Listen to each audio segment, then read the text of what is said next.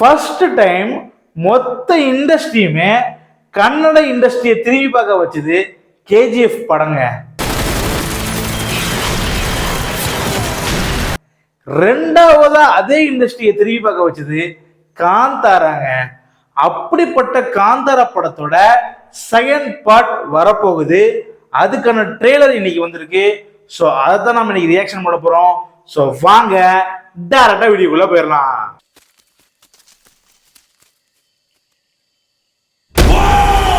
Three two one. ஒரு proper ஒரு கடவுள் படங்க. நம்ம அப்படிதான் சொல்லணும். ஒரு ஒரு ஒரு ஒரு எப்படி சொல்றது, ஒரு ப்ராப்பரான ஒரு ஒரு சாமி படம் பயங்கரமா இருக்கும்னு நினைக்கிறேன். நிறைய விஷுவல்ஸ், நிறைய கண்டென்ட் இருந்திருக்கு, பார்த்தாலே தெரியுது. இந்த நம்ம இப்பவே இந்தியா இண்டஸ்ட்ரியா இருக்கணும், மொத்த பேன் இண்டஸ்ட்ரி இருக்கணும், பட்ஜெட் போடுறாங்க. 1000 கோடி பட்ஜெட்டுங்கிறாங்க, 500 கோடி பட்ஜெட்றாங்க. அந்த பட்ஜெட்ல எங்க போகுதுன்னு கேட்டீங்கன்னா ஆக்டர் சம்பளத்துக்கே போயிருதுங்க. ஆனா இங்க அப்படி தெரியல, மொத்த பட்ஜெட்டுமே படத்துக்கு போட்டிருக்காங்க. அவ்வளோ விஷுவல்ஸ் எல்லாமே கிராண்டியரா, ஒவ்வொரு ஃப்ரேமுமே ரிச்சா இருக்கு. நம்ம ஃப்ரேம் பிரம்மாண்டத்தை தாண்டி ரிச், அங்க அந்த நிரப்புறதா இருக்கட்டும், ஆள் நிரப்புறதா இருக்கட்டும், அந்த ஒரு டென்ஸா இருக்கட்டும், அந்த மொத்த அழுத்தத்தை கொடுக்குற அந்த ஒரு புலி சீன்லாம் பயங்கரமா இருந்துச்சு. கிராண்டா விஷுவல்ஸும் பயங்கரமா இருக்குது.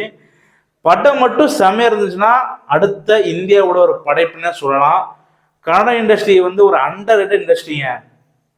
ஏன் சொல்றேன்னா, காந்தாரா படம் வரும்போது ஒரு எக்ஸ்பெக்டேஷனே கிடையாது. கிட்டத்தட்ட கேஜிஎஃப் மாதிரி தான், கேஜிஎஃப் 1 எப்படி அது மாதிரி தான். ஒரு எக்ஸ்பெக்டேஷனே இல்லாம ஒரு படம் வந்துச்சு. ஆனா உள்ள போய் பார்த்தா சிம்பிள் தான், ஜஸ்ட் ஒரு சாமி படம் தான். ஆனா எவ்வளவு கிராண்டியரா அவனோட, அதாவது கன்னட இண்டஸ்ட்ரியில அந்த காட்ஸ் அவங்களுக்குள்ள கடவுளை எப்படி வழிபடுவாங்க, அந்த கடவுள் எவ்வளவு பவர்ஃபுல் அப்படின்னு காட்டுறது நமக்கு எடுத்து காட்டியிருப்பாங்க. ஒரு ஒரு டாக்குமெண்ட்ரி மாதிரி. அதுதான் அந்த காந்தாராவோட ஹிட்டு. ஸோ பார்ட் 2வும் கிட்டத்தட்ட அப்படி அதை ஃபுல்லா இன்னும் பிரீஃபா இருக்கும்னு நினைக்கிறேன். ஸோ பார்க்கலாம், கண்டிப்பா பயங்கரமா இருக்கும்னு நினைக்கிறேன். அந்த ருக்மிணி சீன்ஸ் தான் சூப்பரா இருந்துச்சு. அவங்க சமவே அழகா இருந்தாங்க. நம்ம இப்படி பொன்னியின் செல்வன் திருஷாப்படியோ அதுக்கு ஒருபடி மேலேயே சொல்லலாம், பார்க்க அழகா இருந்தாங்க.